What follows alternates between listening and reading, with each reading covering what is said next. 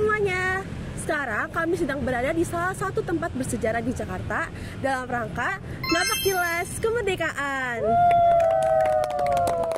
Dulunya tempat ini menjadi saksi bisu perjuangan para tokoh dalam merumuskan naskah proklamasi. Mau tahu gimana sejarahnya? Yuk cari tahu! Tempat ini adalah Museum Perumusan Naskah Proklamasi yang berlokasi di Jalan Meiji Dori. Namun, sekarang berubah menjadi Jalan Imam Bonjol 1, Jakarta Pusat. Dulunya, gedung ini merupakan rumah milik seorang perwira angkatan laut Kekaisaran Jepang. Tahu tidak sih, ternyata tempat para tokoh merumuskan teks naskah proklamasi itu berada di sini, yaitu tepatnya berada di meja makan milik perwira tinggi dari Angkatan Laut Jepang. Nah, kemudian gedung di belakang ini yang bergaya Art Deco ini sudah didirikan sejak tahun 1920. Pada masa kependudukan Jepang, kediaman ini dimiliki oleh Laksamana Muda Tadashi Maeda. Bagaimana bisa sih seorang perwira tinggi Angkatan Laut Jepang ini mengizinkan kediamannya untuk menjadi tempat dari titik awal perumusan teks naskah proklamasi kemerdekaan Indonesia? Yuk cari tahu. Nah, setelah peristiwa penculikan ke Rengas Dengklok, Ahmad Subarjo menjemput kembali Soekarno dan Hatta untuk kembali ke Jakarta setelah berhasil meyakinkan Soekarni. Nah, Ahmad Subarjo ini dengan Laksamana Maeda memiliki kedekatan. Kedekatan inilah yang membuat Laksamana Maeda lebih lunak terhadap keinginan Indonesia untuk merdeka. Nah, jadi makanya para pemimpin kita memilih tempat ini untuk merumuskan naskah proklamasi. Jatuhnya pilihan pemimpin kita ke tempat ini juga dikarenakan rumah ini memiliki hak imunitas terhadap Angkatan Darat Jepang, di mana rumah ini bisa membuat kedua pemimpin kita tetap aman selagi merumuskan naskah proklamasi.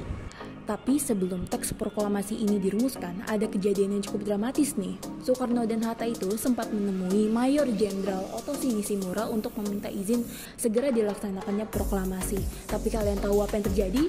Nishimura ini menolak mentah-mentah karena ada perjanjian dengan sekutu. Namun dari penolakan ini, Soekarno dan Hatta semakin yakin proklamasi akan segera cepat dilaksanakan. Nah, ruang ini merupakan ruang pertemuan. Ini merupakan tempat sejarah pertama persiapan naskah proklamasi saat para tokoh kembali dari Rengas Dengklok pada tanggal 16 Agustus 1945. Di ruangan kedua ini adalah ruangan perumusan, di mana para tokoh merumuskan naskah proklamasi di meja makan milik Laksamana Maeda. Di sini kita bisa melihat sendiri teman-teman, ada patung-patung yang menggambarkan tokoh dalam peristiwa tersebut. Ada Insinyur Soekarno, Muhammad Hatta, dan Ahmad Subarjo yang merumuskan naskah proklamasi menjelang pukul 03.00 pagi. Masing-masing dari para tokoh ini memiliki andil penting loh dalam perumusan naskah. Misalnya Ahmad Subarjo menyumbangkan kalimat pertama, lalu Muhammad Hatta menyumbangkan kalimat penutup, dan Insinyur Soekarno lah yang menuliskannya secara langsung di kertas. Lalu, Soekarno dan Muhammad Hatta mendatangi teks tersebut atas usulan Soekarni. Kemudian, naskah yang ditulis oleh Soekarno diberikan ke Said Malik untuk diketik dengan beberapa perubahan yang sudah disepakati. Ada juga papan yang menampilkan teks proklamasi tulisan tangan oleh Insinyur Soekarno. Kemudian di sini ada tempat pengetikan yang merupakan ruangan ketiga. Di sini terdapat dua patung. Yang pertama itu ada Sayuti Melik yang sedang mengetik teks naskah proklamasi. Kemudian di sini ada BM Diah. Nah, BM Diah inilah yang sempat mengambil kembali tulisan tangan asli dari Soekarno yang sempat dibuang. Nah, yang terakhir, ruangan tengah dekat pintu masuk merupakan ruangan pengesahan. Nah, ruangan ini menjadi tempat disetujuinya konsep naskah proklamasi.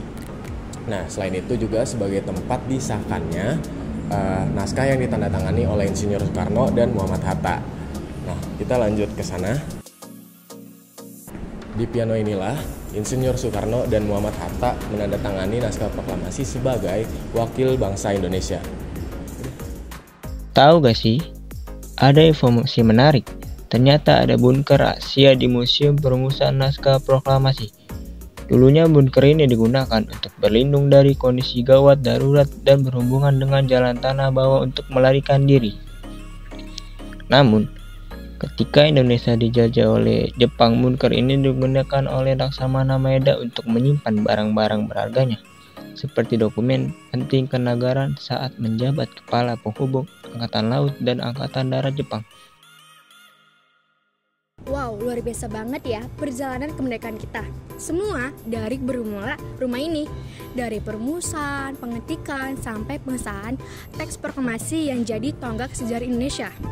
Perjalanan menuju kemerdekaan Indonesia nggak sangat mudah, tetapi semangat para pahlawan nggak pernah padam. Dari rumah ini, lahirlah naskah yang mengubah sejarah bangsa kita. Sekian napak tilas kemerdekaan di Museum Naskah Proklamasi kita pada hari ini. Semoga peristiwa sejarah mengingatkan kita kembali bagaimana perjuangan dan semangat para tokoh dalam meraih kemerdekaan. Sampai jumpa, dadah!